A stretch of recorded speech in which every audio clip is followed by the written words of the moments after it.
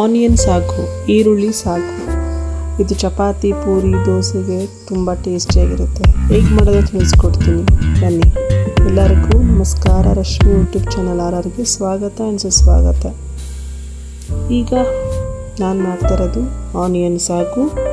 ಇದಕ್ಕೆ ಮುಂಚೆ ಒಂದು ಮೀಡಿಯಮ್ ಕಡಾಯಿ ತಗೋತಾ ಇದ್ದೀನಿ. ಅದಕ್ಕೆ 3 ಸ್ಪೂನಷ್ಟು ಎಣ್ಣೆ ಹಾಕಿ, ಸ್ವಲ್ಪ ಸಾಸಿವೆ, ಸ್ವಲ್ಪ ಜೀರಿಗೆ, ಹಾಗೆ ಸ್ವಲ್ಪ ಹಸಿಮೆಣಸಿನ್ಕಾಯಿ, ಹಾಗೆ ಸ್ವಲ್ಪ ಕರಿಬೇವು ಹಾಕಿ ನೀಟಾಗಿ ಇದನ್ನು ಬಾಡಿಸ್ಕೋಬೇಕಾಗತ್ತೆ.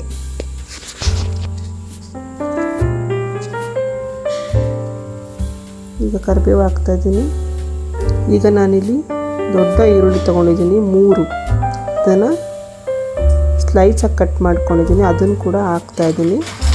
ಇದು ಆನಿಯನ್ ಸಾಗು ಆಗಿರೋದ್ರಿಂದ ನೀವು ಆನಿಯನ್ ಜಾಸ್ತಿ ಹಾಕಬೇಕಾಗತ್ತೆ.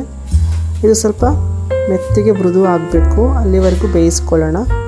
ಒಂದು 3 ನಿಮಿಷ ಸಾಕು ಅನಿಸುತ್ತೆ. ಅದಾದ ನಂತರ ಒಂದೇ ಒಂದು ಟೊಮೊಟೊ ತೊಗೊಂಡಿದ್ದೀನಿ. ಅದು ಚಿಕ್ಕದಾಗಿರುವಂಥ ಒಂದು ಟೊಮೊಟೊ ತೊಗೊಂಡು ಹಾಕ್ತಾಯಿದ್ದೀನಿ. ಈಗ ಅರ್ಧ ಸ್ಪೂನಷ್ಟು ಮೆಣಸಿನ ಪುಡಿ ಹಾಕ್ತಾಯಿದ್ದೀನಿ, ಹಾಗೆ ಅರ್ಧ ಟೇಬಲ್ ಸ್ಪೂನಷ್ಟು ಧನಿಯಾ ಪುಡಿ ಹಾಕ್ತಾಯಿದ್ದೀನಿ.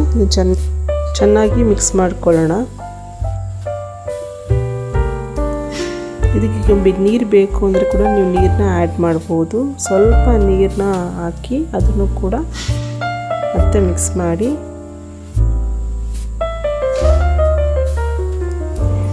ಈಗ ರುಚಿಗೆ ತಕ್ಕಷ್ಟು ಉಪ್ಪು ಹಾಕ್ತಾಯಿದ್ದೀನಿ. ನಾನಿಲ್ಲಿ ಕಲ್ಲುಪ್ಪು ಬಳಸ್ತಾ ಇದ್ದೀನಿ. ನೀವು ಪುಡಿ ಉಪ್ಪು ಅಥವಾ ಕಲ್ಲುಪ್ಪು ಯಾವ್ದು ಬೇಕಾದರೂ ಬಳಸ್ಬೋದು. ನೀರು ಅವಶ್ಯಕತೆ ಇದ್ದರೆ ನೀರು ಹಾಕ್ಬೋದು ನೀವು. ನಾನೀಗ ಒಂದು ಬೌಲಿಗೆ 2 ಸ್ಪೂನಷ್ಟು ಕಡಲೆ ಹಿಟ್ಟು ತಗೋತಾ ಇದ್ದೀನಿ. ಬಿಕ್ಕಿ ನೀರಲ್ಲಿ ಒಂಚೂರು ಗಂಟಿಲ್ದಿರೋ ಹಾಗೆ ನೀಟಾಗಿ ಬೀಟ್ ಮಾಡ್ಕೋತಾ ಇದ್ದೀನಿ.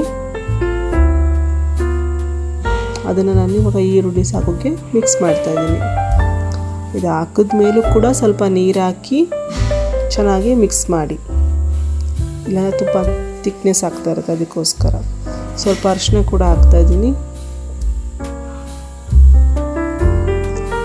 ನೋಡಿ, ಈ ತಿಕ್ನೆಸ್ ಬಂದರೆ ಸಾಕು. ಒಂದು ಕುದಿ ಬರುವಾಗ ನೀವು ಕೊತ್ತಂಬರಿ ಸೊಪ್ಪು ಹಾಕಿದ್ರೆ ಮುಗೀತು, ರೆಡಿ ಆಯಿತು ನೋಡಿ ಈರುಳ್ಳಿ ಸಾಗು.